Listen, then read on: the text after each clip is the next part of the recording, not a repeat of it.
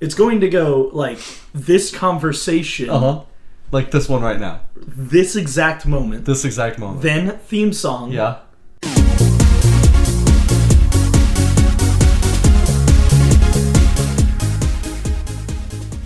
And then you point at me. And then the story. It's not that good. My story wasn't good enough. It's too built up. You know. I need the fucking story. I'm gonna do the story. You can't make me. What if I told the story from my point of view? Okay. I'd love to hear it. Okay. Tell me my story from your point of view. I will. So, John. Yeah. Sean was recently out of town. He was in... oh, you're gonna fuck it up. He was in... No. Let me tell the story. You've already ruined it. Have I? Absolutely. Okay. Just real quick before you get started on your story, what part did I mess up? You don't have the right inflection. No. You don't. Okay. It's all personal. Okay, I get it. That's fine. All you have to do is say, you suck, and then we can continue. That's fine. I accept it. Tell me your story. No, now I feel bad again. Fuck, Try again. Okay. Sean was recently out of town. No, he was recently out of town? Yeah, the inflection. Right. Gotcha. So he was recently out of town. He went to a hotel. You're speeding through it.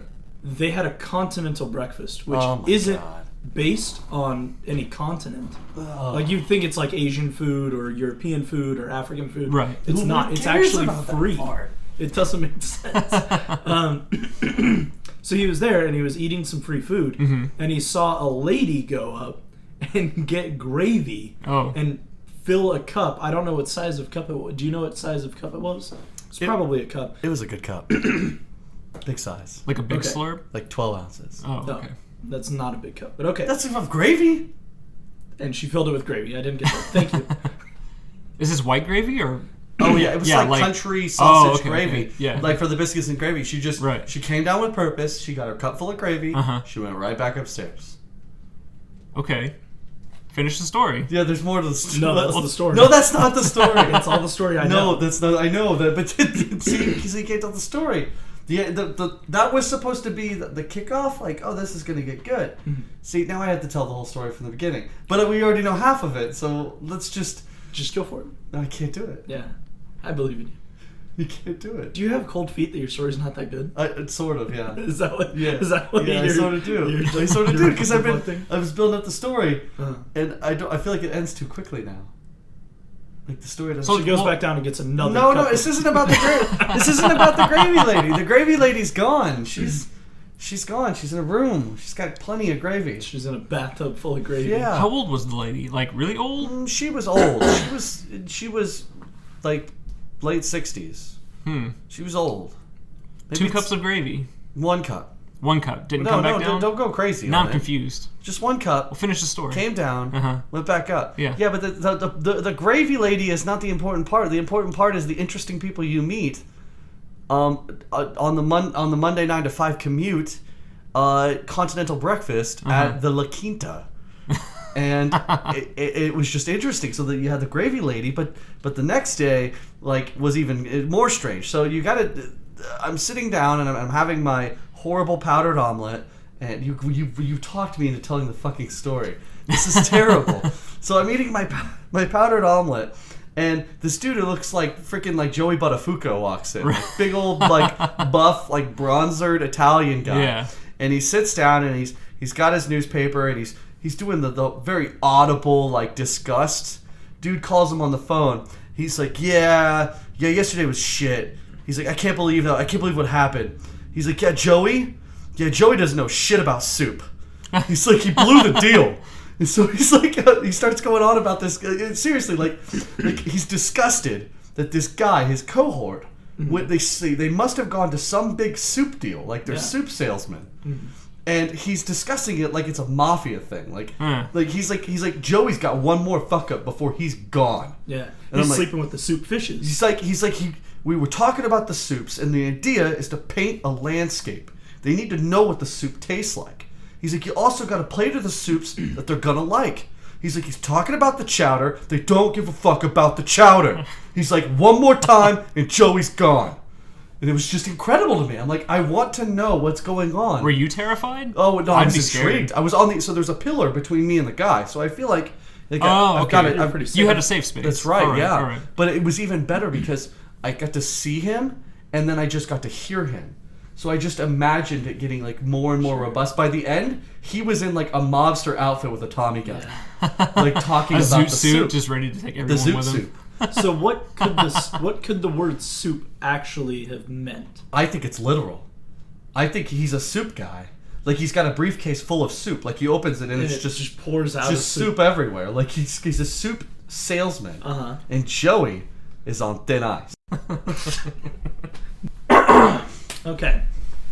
Welcome to this episode of Hypothetically Speaking. I am Tyler Malter. With me is John Reed.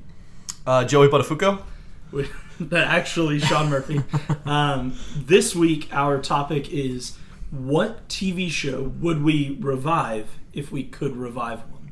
Does that include what TV show would we bring back? Does it include things that haven't been made yet? So let me give you the rules. Yeah, please. I love rules. So the rules are that the TV show has to be discontinued.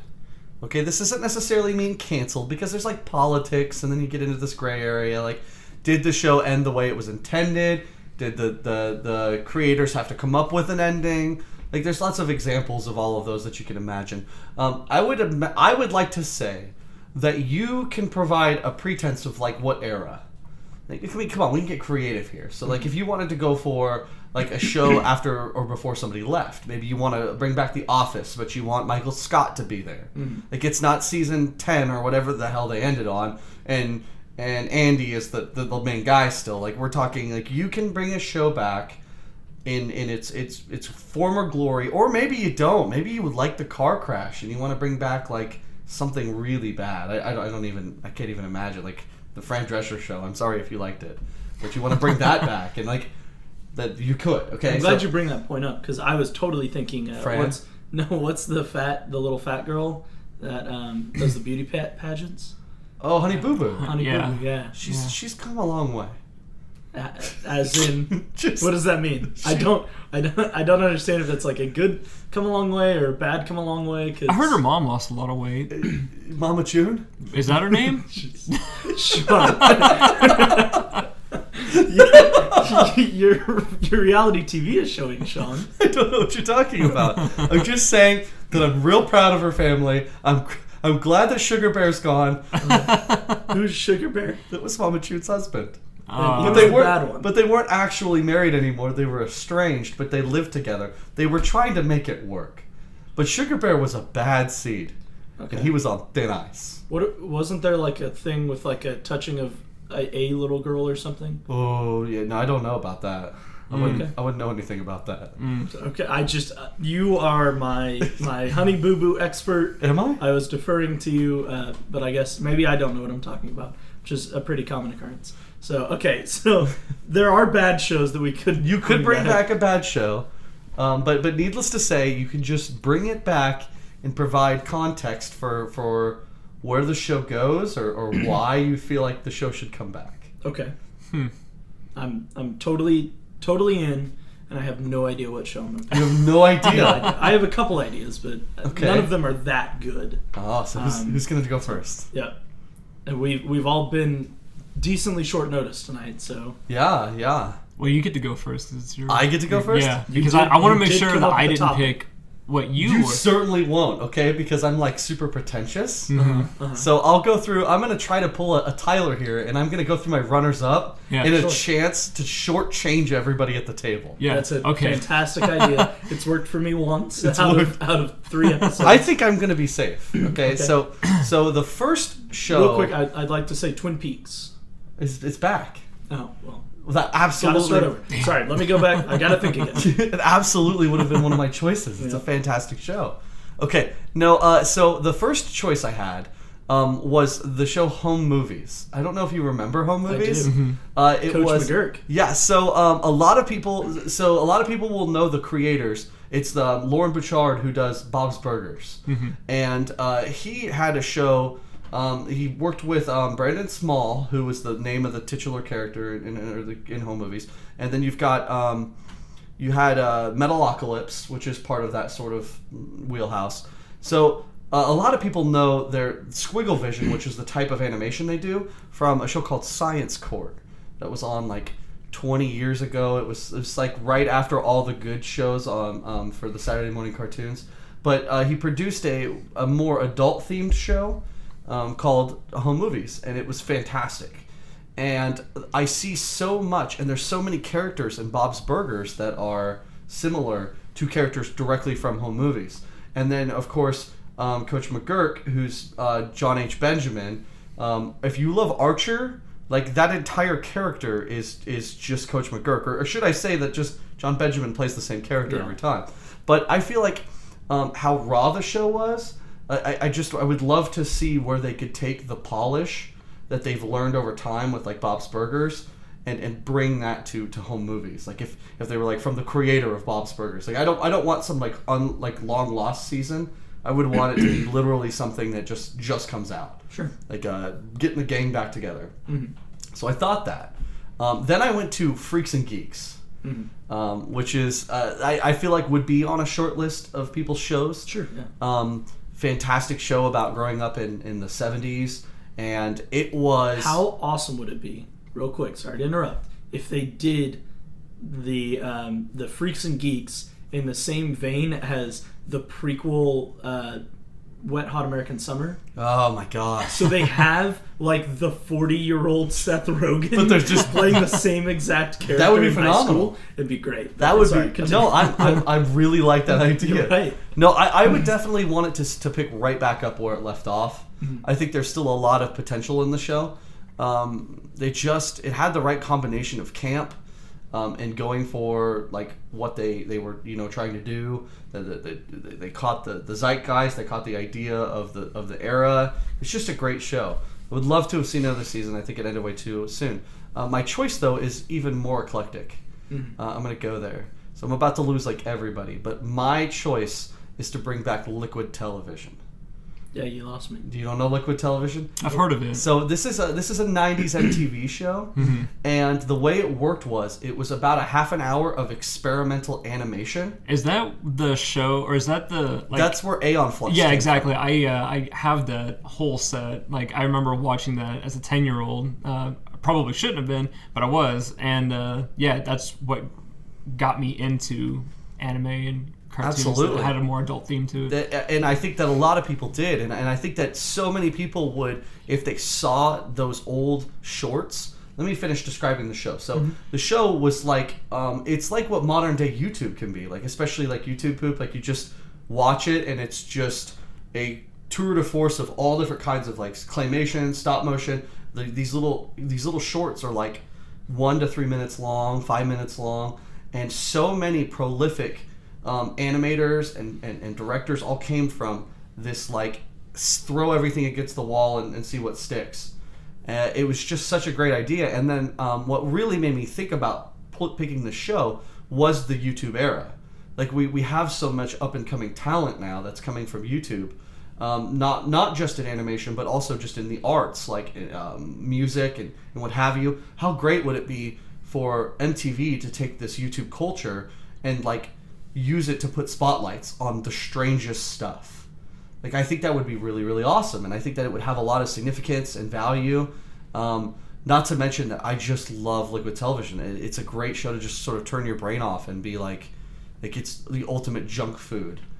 So that was definitely my choice. I know it's very strange, but go look it up. Yeah, that sounds like a show that I would watch if I had known about it at all. Have you ever seen Aeon Flux, the animation? Yeah, I've seen the animation of it, and then I've also watched the live action film. Oh, I'm very sorry. Well, what was great about the animation was that there were... So in Liquid Television, there were episodes, or shorts that would have continuation. And while Aeon Flux, if you know the show, it's specifically designed to have no continuation because it's a spy show, and the main character... who I guess her name is Aeon Flux. I don't even know. There's very little. I just watched it too, and I can't remember off the top of my head. She dies in every episode, though. That's what I was getting at. So every episode is her. Like they give a very little backdrop of what she's trying to do, which is almost always to like infiltrate or destroy or assassinate somebody. And she typically dies in a very non sequitur way. Yeah. So like one of them is there's a huge skyscraper and she's trying to get through the skyscraper to kill the big dude at the top, and she's finally like getting all the way up there, and she's like doing all these incredible acrobatics and like sniping guys, and then she gets to the top and like her heel breaks and she just slips and falls off the building, and like it cuts to like the scene of like the guy, and they have this like Ren and Stimpy like disgusting quality to them, and he's just like frothing at the mouth and laughing, and you just see her like in the window just fall and die, and like, then we were on to the next show. Yeah, there's like an episode where they're looking for a missing politician, and they find him like chained up underground, but he's got some weird like vibration mechanic going on, so you can't see him until she makes herself vibrate, and then she goes up to him and unlocks his stomach and then crawls inside of him. It's like some weird like boudoir setting where you got like silk sheets hanging from the ceiling and like a love bed, and then the guy that kidnapped him crawls in with her and tries to give her like a bouquet of flowers. It's really trippy, and it's like you'd think the animator was on LSD or something, and he might have been, but yeah, it was really good. It's just it was an awesome show, and Indy, if you didn't like what something was doing, and you had a good chance of that because it was so artistic, you only had to deal with it for just a little bit, and you were on to the next thing. And I always felt like every episode was way too short. I was like, man, I want more. Like, I really want more of this content. They had puppets, like wooden puppets, and they would do like shows with that and all just kinds of stuff. So Liquid Television, all in. I feel even more confident after describing it. That would be the show I would bring back. That sounds like the kind of show that, like you were saying with YouTube, that would totally exist. Yeah. And totally work still today. Are you ready, John, or would you like some more time? It's up to you. No, I think I'm good. Go for it. I didn't really have very many runner-ups. I would probably pick like cartoons and stuff like Rocko's Modern Life or something like that, because those were classics to me growing up. But I would probably pick like Kenan and Kel. Like, I really loved, like, that's the Key and Peele of today, I think, was born off of shows like Kenan and Kel. And they used to do, like, all these skits. Like, there was one where Kenan would, I think it was Kenan, he would dress up as, like, a superhero. And I can't remember exactly what his weakness was. If it was, like, milk was his weakness, or he got his strength from milk, or something like that. Was that Kenan and Kel, or was that All That? Maybe it was All That. All That was the Saturday Night Live version of the Nickelodeon That whole characters. show, that whole like Nickelodeon like run needs to come back. Kenan and Kel came from that. Yeah, and but they got their own like Fresh Prince of Bel-Air style sitcom, like a family sitcom. Yeah, absolutely, dude. I tuned into that every single time, every single rerun. I mean, I was glued. I love that show. Well, I have good news for you, kind of, because they recently on SNL had Kel Thompson on, and they did a skit of Good Burger. Really? No way. Yes, they did. Was it like impromptu, or was it like actual? They actually had rebuilt the Good Burger set, and they had on a bunch of the people from the show, and they would all just come in and they would do like a little thing and then move on, and it ends. I mean, I'm with you because I'm really into surrealist entertainment. So like even shows that are very like verbatim or like scripted. I can get kind of fixated on even just the theme or like the pacing of a show. Yeah. And it was awesome watching this skit because they were using the same like laugh track like rhythm and cadence, and it was so surreal, like and campy, but it felt like it was totally appropriate. So you get to see them like a little older, still doing what they're doing, and the characters are all older too. So they're like kind of referencing the fact that they're still coming back here. Like one guy's like, I don't know why I still keep coming back here when you never get my order right. And it's funny now. You can like connect. You can the imagine dots. that like for the last 15 years they've still been getting. Just been doing the same shit over and over again. Yeah. So definitely check that out because. Yeah. I'll have to. You sort of got a taste. That's crazy, man. So yeah, I would bring that out. Yeah, I would definitely bring all that back because, yeah, dude, I just love those shows. I don't know why, I just like whenever you watch shows like SNL, they can get a little too political, and they take more like adult-oriented themes and kind of go over the top with it. But like shows like Kenan and Kel or All That were more of like my age group and taking those kind of like everyday things and going over the top with them. So I think it'd be cool. I know that people don't. I mean, you either love them or hate them, but I feel like people like Tim and Eric have kind of passed on that torch of doing like these little variety shows, like the Tim and Eric Awesome Show. That's like just a bunch of silly stuff. Like it's not really meant to be serious. It doesn't push an agenda, and it's not. an excuse to have whatever celebrity like do a thing. Because I do agree with you. Like SNL, in most variety shows, I have never been on board for, but I do feel like if that kind of humor, this like Andy Kaufman goofy humor, were to evolve, it would be something like that. Yeah, they had another show that was like a bunch of action figures that. What was that? I can't remember the name of that show either. Like it's all lost. Like on the tip of my tongue. That was like totally like the Alex Mack and Amanda show, and then what was that? It was just like Action League or something like that. Action League Now. Yeah. And that was a great show. I used to play I used to have like because Small Soldiers was big back then, so I used to have all the Small Soldiers toys and just a bunch of like pro wrestling toys, and I used to like reenact that show with my own when I was bored. But it was great. Yeah, I was back in a dark time when kids actually had to play with toys and not cell phones. Well, and that's for people who never saw it. It is a it was like live action. So they had these real, it's like Robot Chicken. These real dolls that they looked, all of them sort of looked like a character you'd have. It was sort of a He-Man, and the G.I. Joe was like a frog man who like smelled real bad. Yeah, like, he would like swim in the sewers, like jump in the toilet and stuff. That's right. Yeah, so it had this like Team America meets like the G.I. Joes or the A-Team. Yeah. They would all be solving like mysteries or problems in the real world, but not really acknowledging the real world. Yeah. Absolutely. So that was a great show. Actually, now. No, I'm glad you remember the name, because I would not have got to there, like have all of the images of it in my head, but I wouldn't have got to the name. It would have been like Actually was like night. Dude, I would have woke up tomorrow and then had to go and like record just me saying Action League Now to put it in, but so. God, man. Good stuff. That was my pick.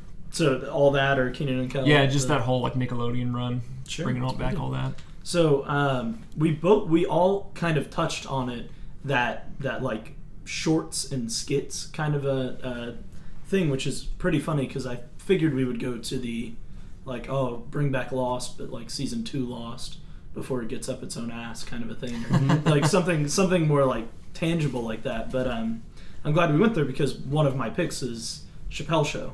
Oh yeah, Chappelle Show in its prime is like, it's incredible, and it's too short-lived, and I would love more Chappelle Show. And then like mentally I went down this kind of rabbit hole of all these pretty much Comedy Central shows that I used to watch, like get home from school and not have anything to do until like my parents were home for dinner, so 2 or 3 hours of Comedy Central.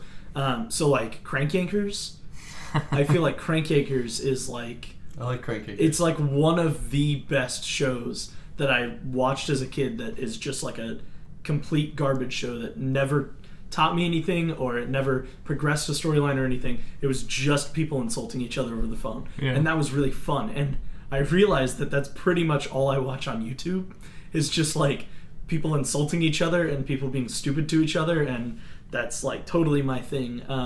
So I loved Crank Yankers, and then I realized my overall complete pick is even more Futurama.